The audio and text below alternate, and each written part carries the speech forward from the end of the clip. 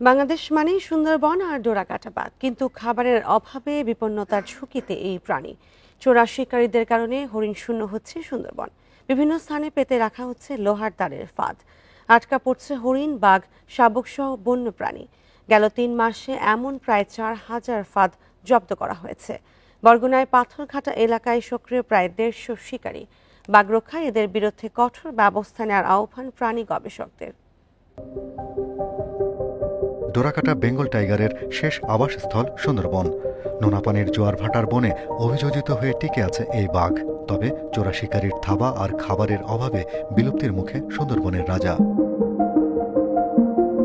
বনের হরিণ, শূকর ও বানর বাঘের প্রধান খাবার।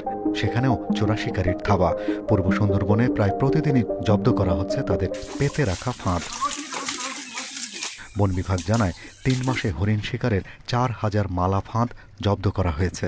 শুধু হরিণই নয়, ধরা পড়ছে বন্য অন্য প্রাণীরাও। আর সবচেয়ে বেশি চোরা শিকারী বরগুনার পাথরঘাটায়। ১৫০ জন দাগী আমরা হরিণ শিকারীকে আমরা শনাক্ত করেছি।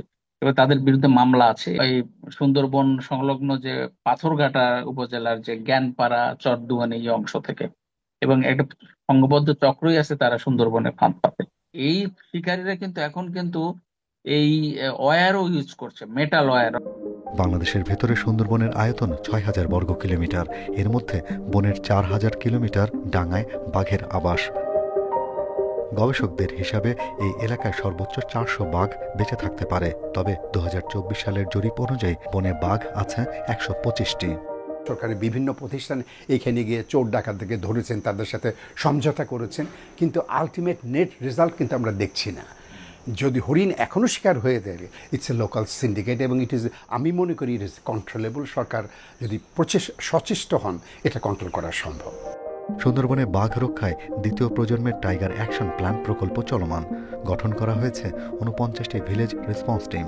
ক্রমান্বয়ে বাঘের সংখ্যা বাড়ছে বলে দাবি বন বিভাগের।